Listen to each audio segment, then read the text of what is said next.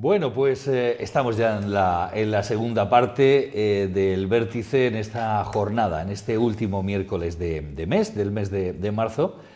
Y oye, qué cosas, pero la cosa va de alcaldes. Sí, la cosa va de alcaldes. Hemos despedido hace un momento al alcalde de la ciudad, Paco Jodar, y ahora vamos a saludar a otros exalcaldes.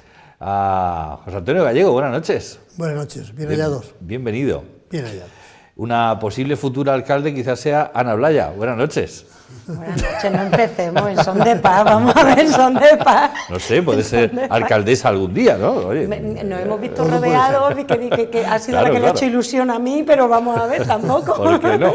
Gracias, Leoncio Collado, ¿qué tal? Buenas noches. Muy bien, buenas noches, bien hallado. Y hoy el fiel de la balanza está en buenas manos. Bueno, pues fíjate que incluso la noche va de alcaldes y la cosa va de alcaldes porque en ausencia y lógicamente por haber fallecido, Miguel Navarro también está presente hoy, esta noche, porque está siendo en Murcia, en este momento, está siendo elegido el murciano del año.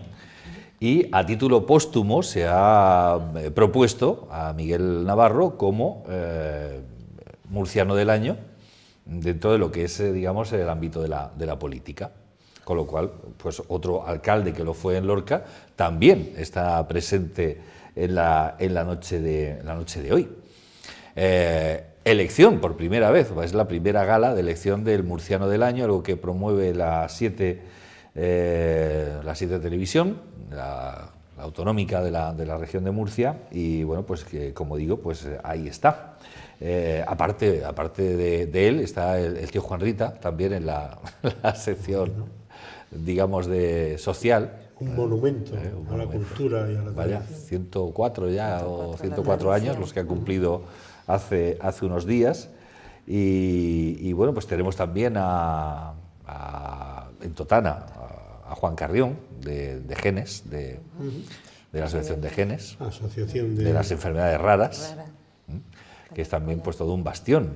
Aquí mismo, aquí al ladico en Totana, es todo un referente a nivel nacional, internacional, que ha organizado algún evento internacional sobre... Sí. De hecho, están organizando para en breve traer la visita de la reina, que visite la reina Totana, también por este motivo. En fin, bueno, pues que ya digo, era un poco esto de los premios murcianos del año. ¿Qué os parece que se hayan, no sé, puesto en marcha esto? A ver, vamos a empezar por ahí, por unas opiniones. Esto existía ya.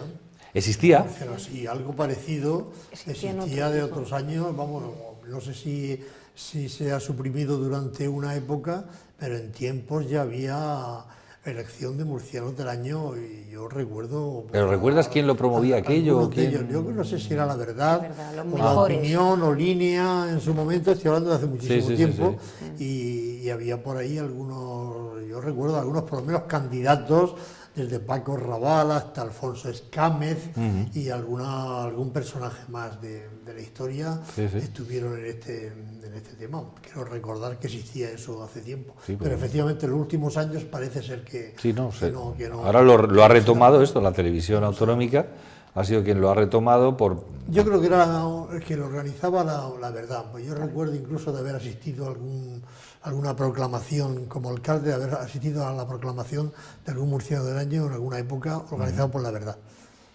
¿Y esto de premiar, no sé, los murcianos del año, está bien? Bien, y si hay un consenso general de medios y de instituciones para reconocer la trayectoria de algún personaje, pues me parece una buena... A mí me llamó la atención ayer, y siguiendo la senda de los alcaldes, una noticia que me llamó muchísimo la atención, y es que un exalcalde de Murcia del año 36, que vuelve a la Catedral de Murcia sus restos, que era de Molina de Segura, y que se va a iniciar los trámites, o se han iniciado los trámites de beatificación de un alcalde de Murcia del 36. Eso sí que me llamó la atención y me sorprendió, ¿no? Salió la noticia. Y ahora sus restos, que estaban en un pueblo de Cuenca o por ahí, que se volvían, con la presencia del obispo y con todo, iban a la Catedral de Murcia y además se veía la foto y me llamó la atención. Intentó proteger bastante patrimonio, por lo que venía en el artículo, intentó proteger varios patrimonio imaginero de Salcillo, negándose. Fue abogado, después estuvo es decir, fue diputado después de ser alcalde, y él al final da con sus restos allí en Cuenca y no han podido ser traídos aquí.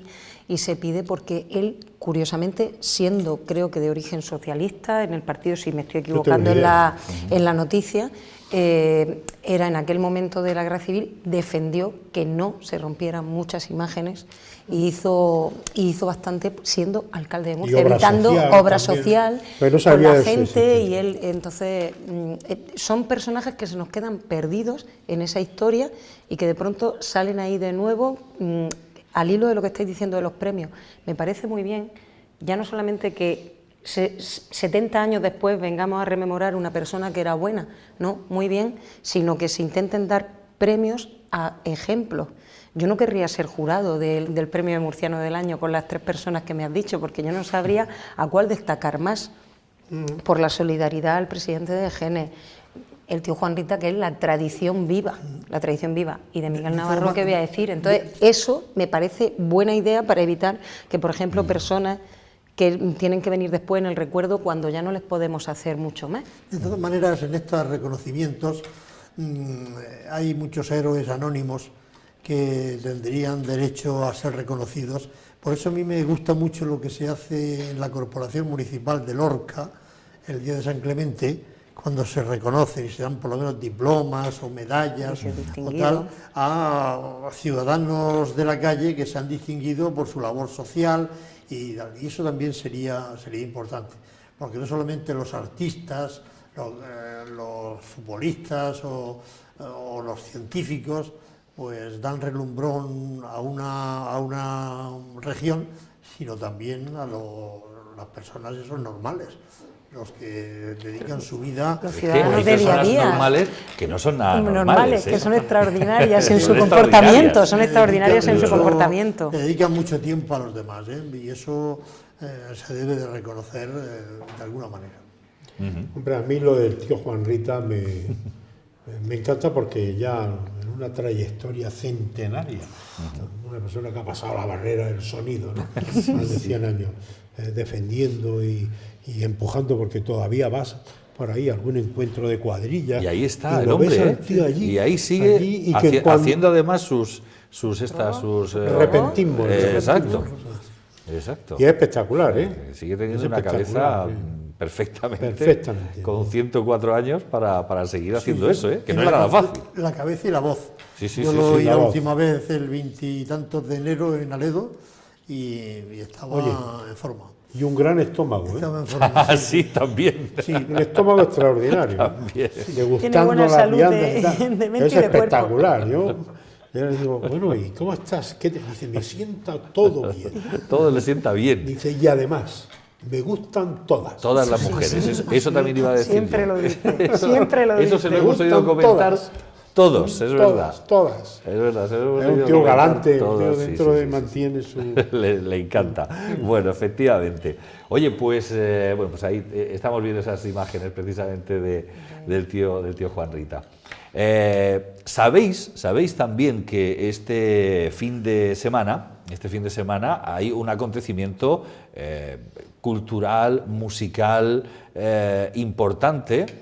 Es el quinto año ya que se hace la movida 80-90, esa quedada pues en aquella época gloriosa de Lorca que todos hemos conocido, todos los que estamos aquí en la mesa hemos conocido aquellos pubs, bares, garitos, discotecas, etcétera, que hubo entonces y que cómo han ido desapareciendo con el tiempo, y de alguna manera pues esta quedada de la movida 80-90 lo que hace es que gente que nos movíamos por aquellos lugares en aquella época pues nos reencontremos, ¿no? Y hablando precisamente de homenajes, este año a quien homenajea, todos los años se homenajea a alguien, la movida 80-90, a quien se homenajea es a Ángela Ruiz, a la periodista Ángela Ruiz, compañera, que, bueno, pues que lamentablemente hemos perdido, y va a ser el homenaje de este año, un homenaje muy sentido que le hace pues la organización de la movida 80-90.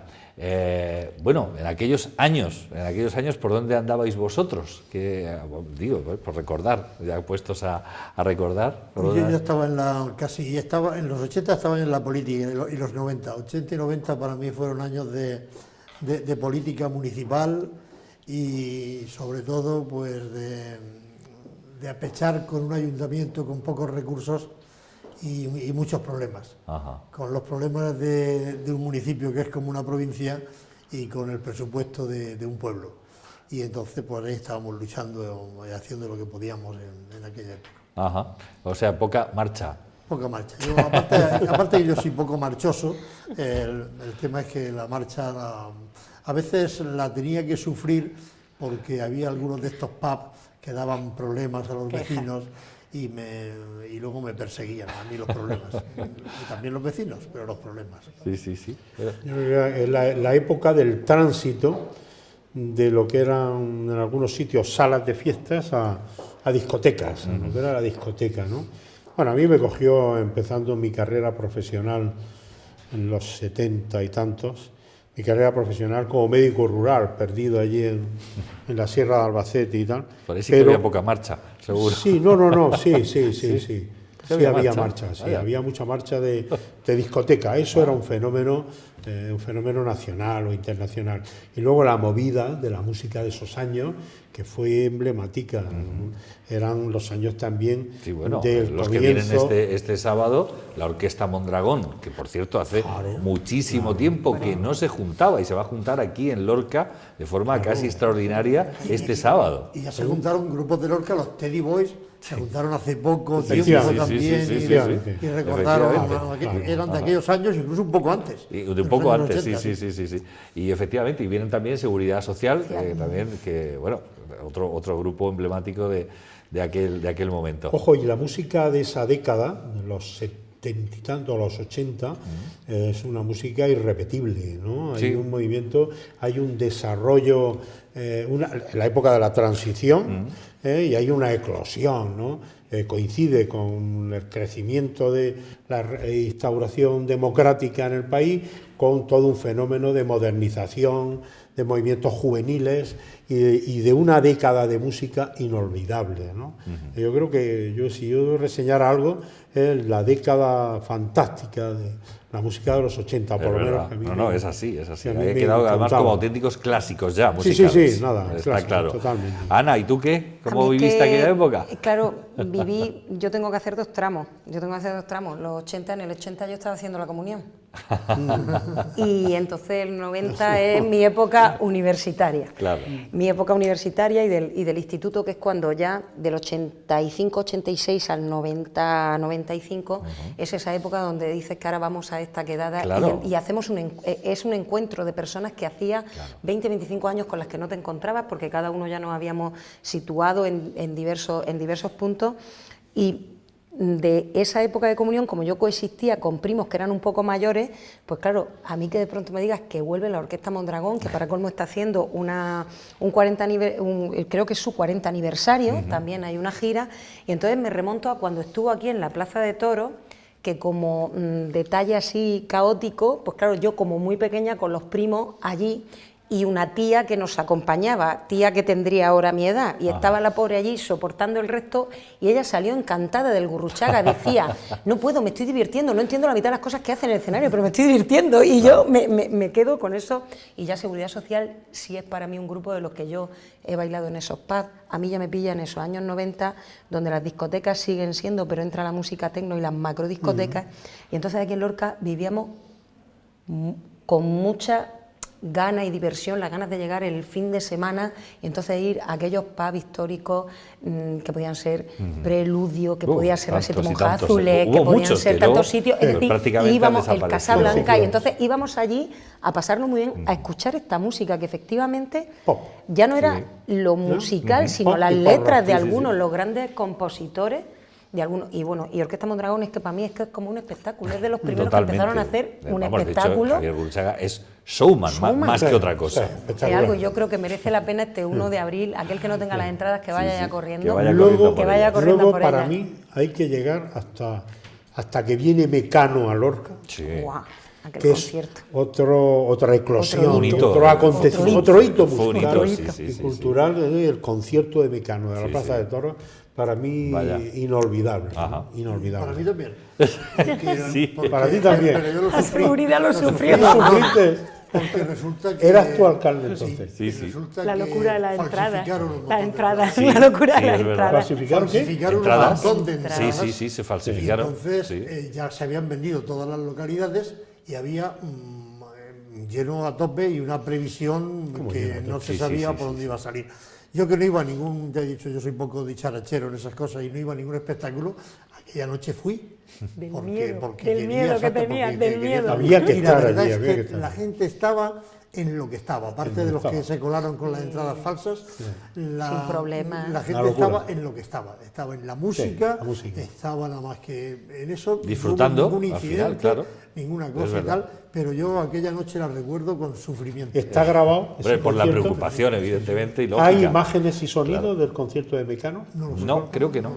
Creo que no. No, que vamos, no creo que no se podía grabar. No me creo, no parece. Es que en aquella época... Claro, en tampoco aquella se- época además no había móviles, Pero que las si no pero- salía todo el mundo. Hombre, yo sí recuerdo, pues yo no estaba entonces ni en política ni nada, vine de Albacete exclusivamente para ver el concierto. Recuerdo reconocer allí a Paco Ruiz Albiar, con una especie de radio o no sé walkie, si teléfono, sería walkie, un un walkie walkie, sería, un claro. walkie. Ajá. Un walkie continuamente entrando y saliendo y digo, mira, ese es concejal. Estábamos Ese es con concejal ese del miedo, ayuntamiento.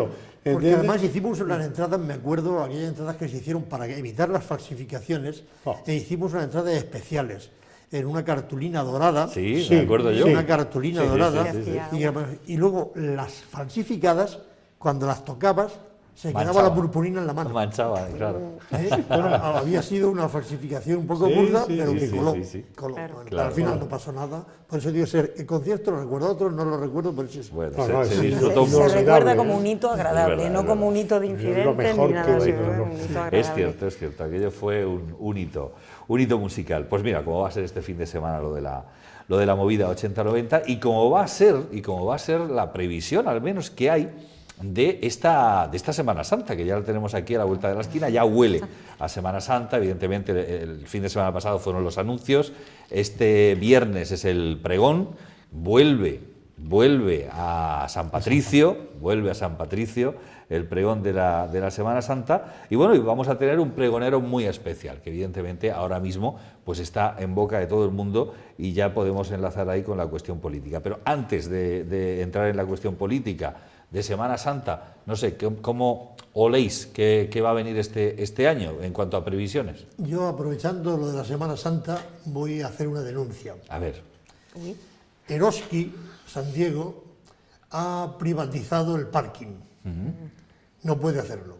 Ah, Hay un convenio suscrito con el ayuntamiento de la época, firmado por mí y la dirección de Eroski de aquel momento, en el que ese parking era de uso público y no puede utilizarse solo para actividades privadas y no se pueden acotar zonas en aquello, porque en el convenio, para otorgar las licencias y las negociaciones que se hicieron en su momento, se le pidió a Eroski dos cosas. Uno, la ampliación de las aceras del puente de San Diego, que eran unas aceras estrechitas, y lo hicieron luego de aquella manera, con esas planchas metálicas, pero bueno, las hicieron.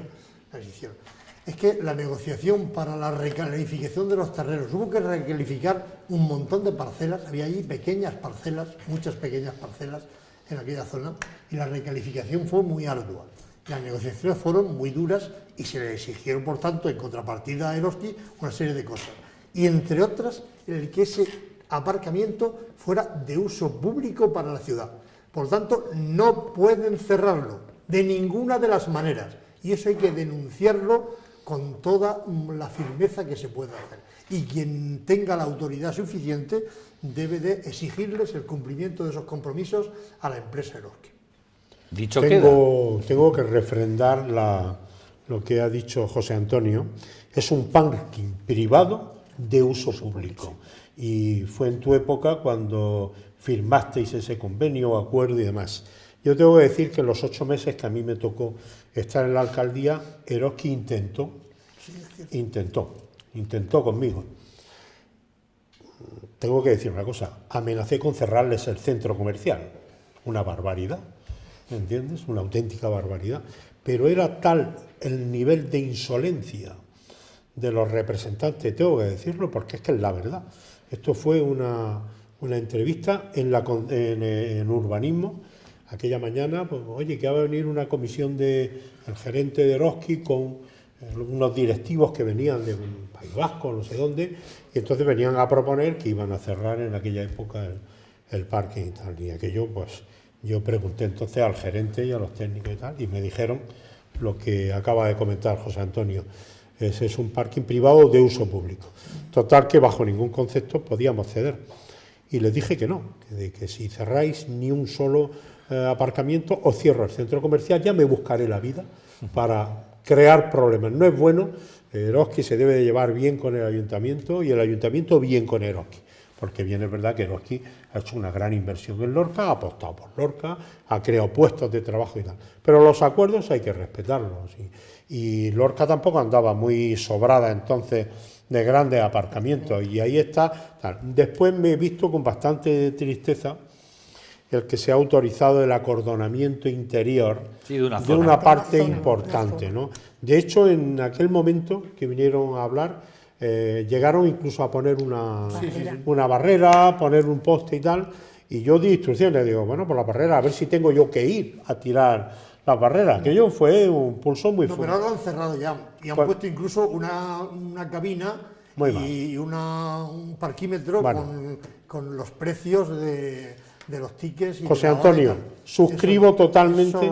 Estamos vivos, todavía estamos vivos, lo recuerdo, los que firmamos aquello. Exactamente. Y hay un concejal que también lo negoció en su momento, más directamente, que fue Alfonso López Lidón, que lo sabe hasta más directamente que yo. Estratégico para la ciudad. Por lo tanto, y en el ayuntamiento hay un secretario, que es el mismo que había entonces, que guardará la documentación de la época.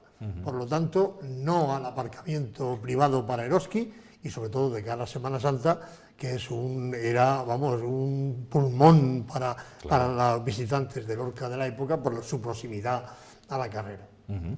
Pues sí. Totalmente acertado. Sí. Pues ahí queda dicho. Bueno, otra cuestión urbanística en este caso, no sé si habéis escuchado en la plataforma que hay por el paisaje lorquino, que está pidiendo que en la avenida Juan Carlos I, aprovechando que está en obras, no se coloquen semáforos. Que ahora mismo, al haberse quitado, porque se van a instalar las tribunas de Semana Santa, están comprobando, oye, que fluye todo con mucha normalidad, los coches paran en los pasos en los cruces que hay, en los pasos de cebra, en fin, todo fluye con más tranquilidad incluso que estando los semáforos. Y entonces están haciendo esa propuesta, de decir, oye, pues que no los pongan. El primer día resulta un poco caos, sobre todo para los que vivimos allí, porque muchas veces sales temprano y no te das cuenta que ya no está el semáforo. Y te quedas parado mirando, esperando a que cambie. Entonces, cuando miras para arriba dices, no está, ¿vale? Pues curiosamente, cuando tú estás allí parado, algún coche frena. Te das cuenta porque frena el coche, mira, o sea, es decir, que curiosamente la propuesta que ha hecho la plataforma de restauración paisajística, que nos puede parecer un poco, primero, por la seguridad vial, peatonal y todo, primero chocante, porque quieres que el tráfico fluya, pero al mismo tiempo sea seguro seguridad, tanto para el tráfico rodado como peatonal. Me resulta muy curioso porque había modelos de otras ciudades italianas que, aunque no sean la panacea, los italianos, por la parte de la mitad italiana que llevo, no sean la panacea del tráfico, es curioso que a mí mi tío siempre me contestaba que hay que ver tantos semáforos que había aquí en España y que luego muchos se los saltaban, cuando él directamente en Salerno, Ojo, sur de Italia, dice, en Italia lo tenemos muy claro, dice, tú ves un peatón, levanta la mano, dice, y tú paras. Ya está. Dice, levanta la mano y cruza como quien estuviese pidiendo un taxi, que a mí me daba risa, que le decía, aquí no lo hagas que te pasan por encima.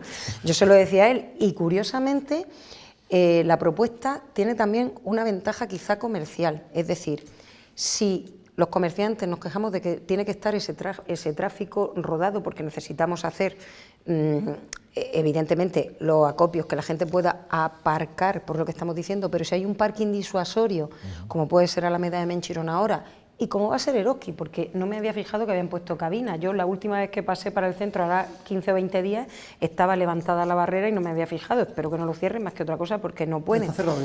Pero quiero decir que no mantengan, que no lo mantengan así. Personalmente. Pues digo, no lo mantengan porque no pueden mantenerlo, y espero que tome carta en el asunto el consistorio. Con esos 2 parkings, si a ti te permite fluir andando, te va a ser sencillo el paseo, la compra, el poder cruzar. Si yo estoy viendo el comercio aquí y puedo parar y cruzar, no me tengo que ir hacia otro lado, de un escaparate a otro, moverme, eso va a hacer como si estuviese un gran centro comercial. Cuidado, sin olvidar que tenemos entradas y salidas de parking privado de los edificios, es decir, que también a lo mejor puede ser una solución, aunque a priori nos parezca muy chocante, pero es cierto que ahora, los primeros días, vuelvo a decir, los primeros días, el primer día, no los primeros, el primer día salimos y te quedas descolocado, bueno, pero es que frena el coche, o sea, sin que tú hagas nada, frena, es una propuesta. Está fluyendo bien. Yo estoy de acuerdo siempre que haya muchos pasos de cebra, muchos pasos peatonales, porque yo tengo una experiencia de la zona en la que yo vivo, de la viña y las casas baratas, que es que cuando los semáforos están en verde, las velocidades que hay desde la plaza donde está, de Pérez Casas hasta el final de la viña es terrible. Los coches pasan a una velocidad terrible porque, claro, los semáforos están... Eso tiene su fácil solución, es no poner los semáforos coordinados, lo cual es un follón para